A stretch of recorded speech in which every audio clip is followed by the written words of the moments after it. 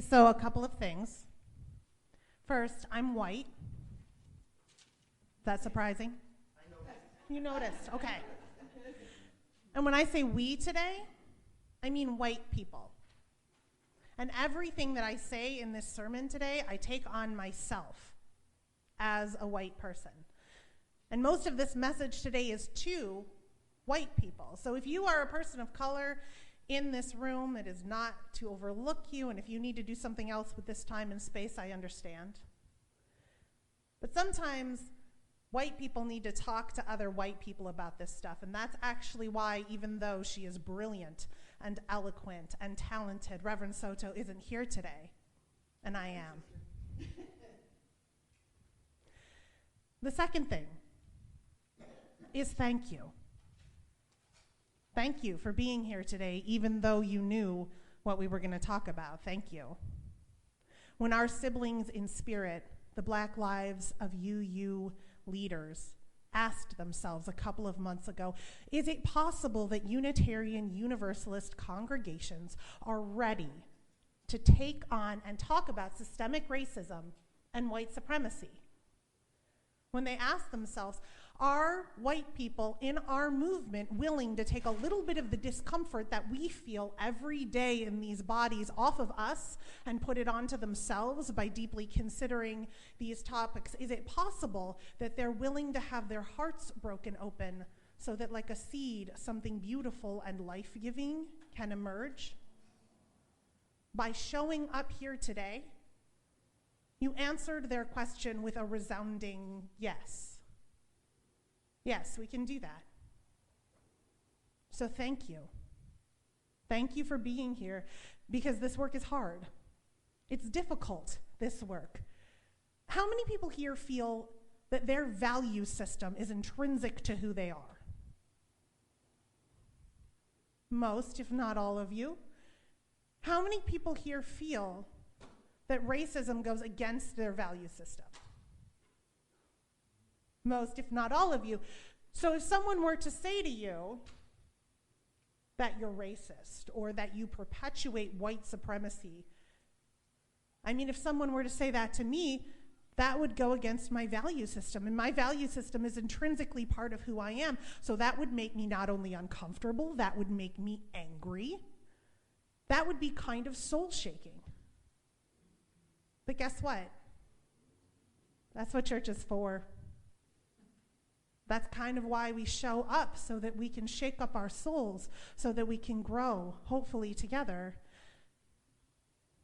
The old adage, right? Church is here to comfort the disturbed and disturb the comfortable. So I want, in this sacred, beloved community, for us to feel like it's okay to feel uncomfortable. I want us to be able to get angry. I want us to be able to question within these loving walls, because we're going to say things that are going to be disturbing, like this. All white people perpetuate racism. All white people uphold white supremacy. Now, you can feel uncomfortable that I said that. You can be angry that I said that. You don't even have to believe me right now, but what I'm asking is for a few moments of your vulnerability. I'm asking that you just be open and listen for a little bit. So here's the thing. Racism used to be easily recognizable.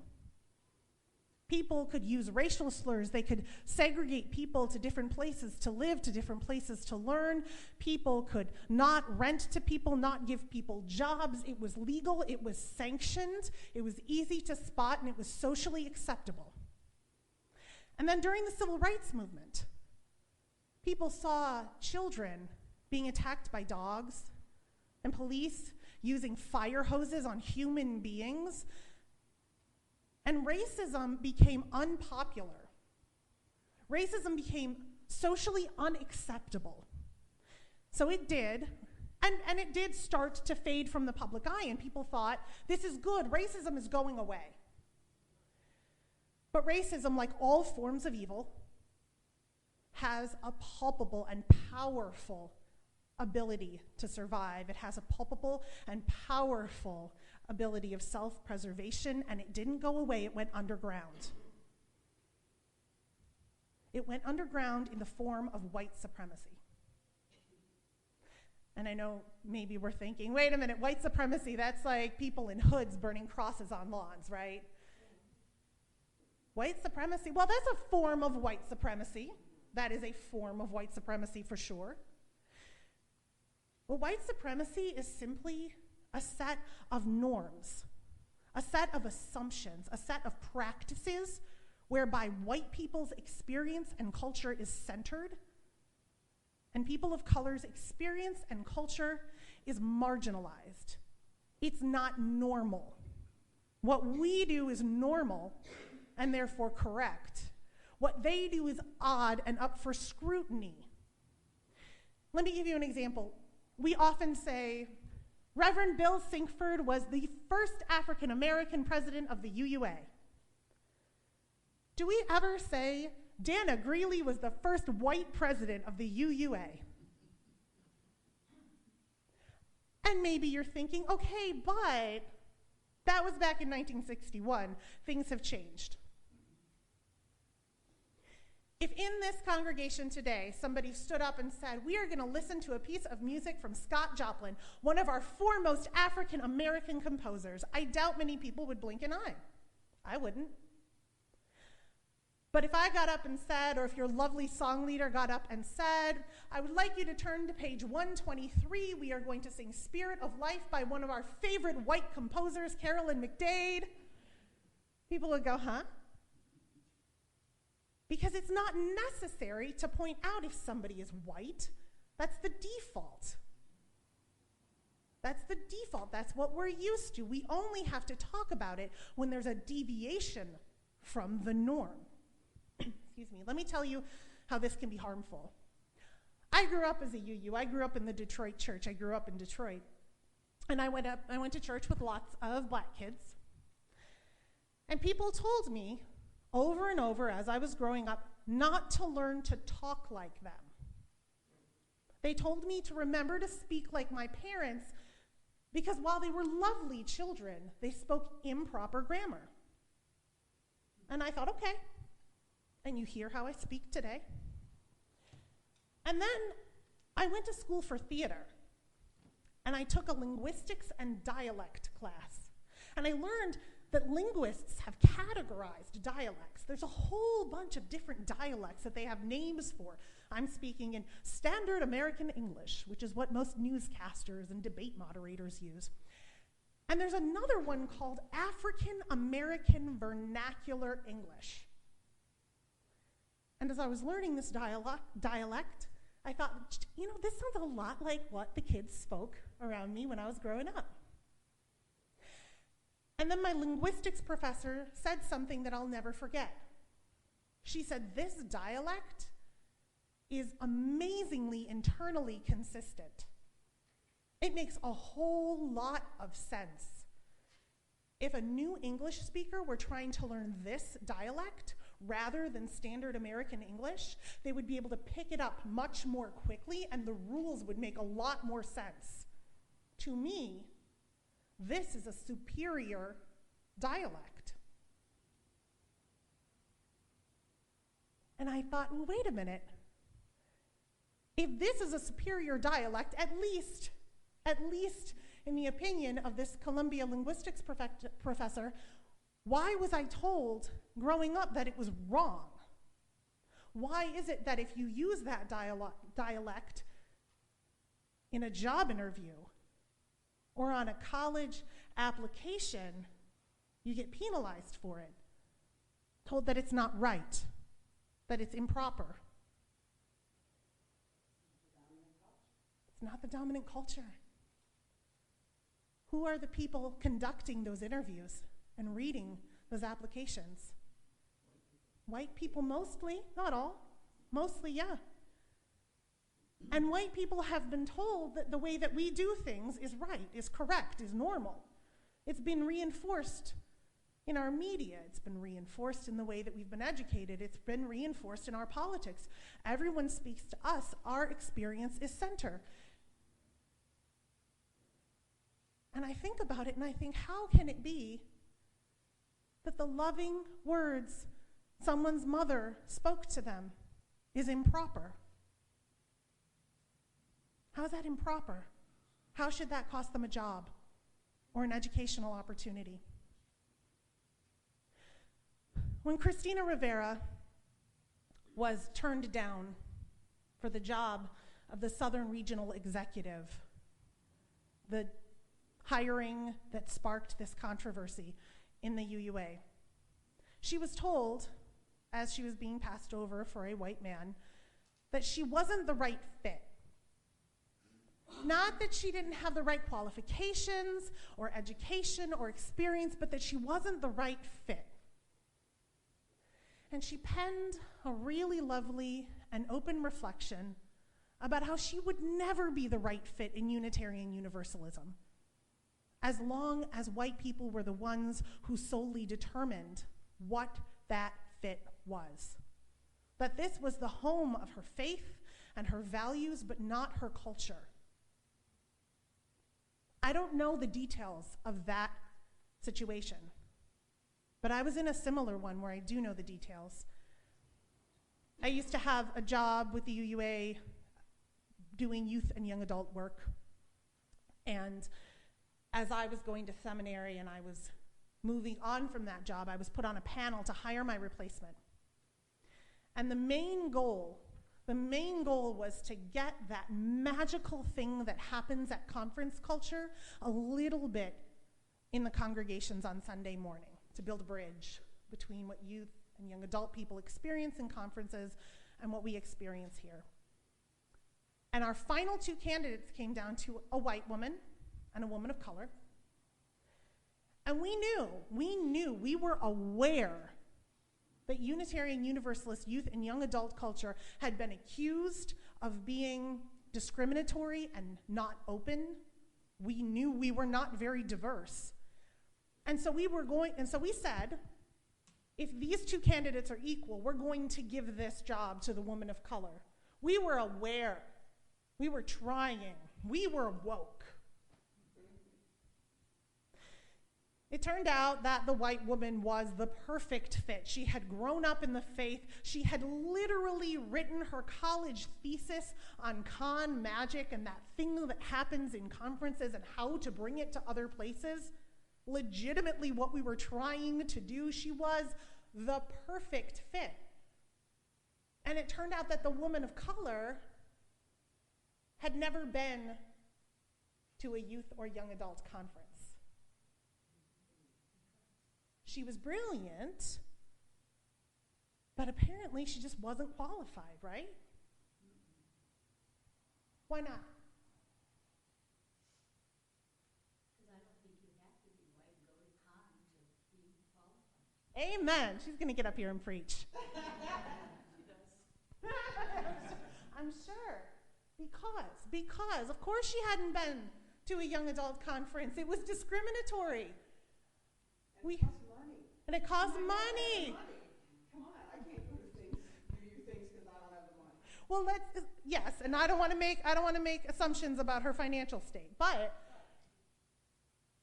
the fact was she'd never been to one of these conferences, not because she didn't love Unitarian Universalism. She was a DRE. She was brilliant. She was qualified. And we made the decision to hire the white woman. We made the decision to hire the white woman because we wanted a replication of our own experience rather than to be able to open that experience to other people. And the thing was, we didn't see that we were doing it. We thought we were awake and aware. We didn't see that alternative. And I wonder how many times I've walked through my life unaware that the subliminal messages that I'm getting are that I'm correct, I am right, my culture is the main culture. I wonder. These messages, they come through for our media, which white people control. They come through in our education systems, which white people control. And they come through in our political systems, which white people control. And white people are not the only ones that get these messages.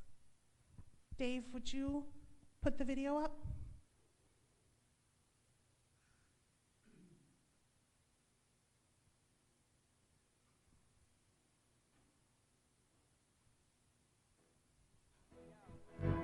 In Brown versus Board of Education, the famous case that desegregated schools in the 1950s, Dr. Kenneth Clark conducted a doll test with black children. He asked them to choose between a black doll and a white doll. In most instances, the majority of the children preferred the white doll. I decided to reconduct this test as Dr. Clark did to see how we've progressed since then. Can you show me the doll that you like best or that you'd like to play with? This one. I like that one. Okay. This one. That one? This one. I like to play with this. And can you show me the doll that is the nice doll? And why is that the nice doll? He's white. And can you show me the doll that looks bad? Okay. And can you and why does that look bad? Because it's black. And why do you think that's a nice doll? Because she's white. And can you give me the doll that looks like you?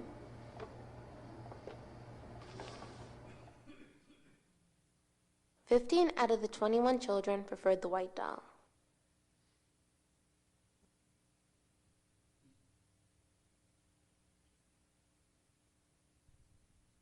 We get Did you see that when that young child was asking, hand me the doll that looks like you? She touched the white doll first. Wow. because we have these messages. These messages that whiteness is better, it's more normal. And then it's advantaged. It becomes not only easier to see white people as normal and correct, it becomes easier to see people of color as a little less than, even a little less than human. I live in the city of Detroit, and my apartment building, like so many, is being rehabbed right now. It's being rehabbed by people who are not following any kind of codes. Walls are falling down everywhere. Things are being thrown off the roof, almost hitting people in the head. Water's being turned off. There's plaster and asbestos, lead paint everywhere. And all week I've had people coming to my apartment. I've had people coming to my apartment scared that their babies are taking in that plaster and asbestos, coming to my apartment scared that they don't know where they're going to move out, because we are on the last habitable line from infrastructure that is crumbling farther beyond us. Because in 1967, white people decided to leave the city with their wealth. But now everything's being rehabbed because white people have decided to move back into the city and bring their wealth and displace the people that have stayed there. White people move in, white people move back, white people move out, white people move back in, and everyone else just tries to survive in the wake. And the reason that my neighbors are coming to me in my apartment is because when I call, the property company answers the phone. I'll give you one guess as to the main difference between me and my neighbors. I don't need to tell you this here, though. I don't need to tell you this here. What do you think would have happened if we had found out in Flint or Birmingham, or rather than Flint, Ann Arbor or Birmingham, that the water was poisonous? It would already be fixed. Because it's easier to poison people who are a little less human, right? That's why these messages are so dangerous. It's not just because they hurt people's feelings, although that is dangerous. It's because it's easier to ignore someone's pain if you're a doctor if you don't think they're quite human, and we've seen through studies that doctors do ignore the pain of people of color more than white people, it's easier to find somebody dangerous and shoot them if they're a little less human, and we've found through studies that police officers find it a little easier to shoot people of color than white people. So what do we do? The thing is, we have to change our systems. We have to change those systems of media and education and politics, and we can't do that unless there's critical mass of awareness. So here's the good news: you're doing it right now. And here's the bad news: you never get to stop. You never get to stop every time you see a disparity. You never get to stop pointing it out. You never get to stop stopping and thinking, am I biased internally about something that I don't know that I'm biased externally? You never get to stop being an advocate and trying to bring this awareness to other people. And because you don't get to stop, I don't get to stop. So this sermon, it doesn't have an ending today. It can't, because we're not done today, right? This sermon ends when we understand that Du Bois was right when he said now is the time 100 years ago, and that King was right 50 years ago when he said justice delayed is justice denied. This sermon ends when, as Reverend Soto says, we realize that everybody needs everybody, because racism is something that won't let us be spiritually whole. We can't be spiritually whole while racism is chipping away at our collective conscience. This sermon ends when we finally find a more beautiful normal. Good luck, my friends. May God be with us on the journey.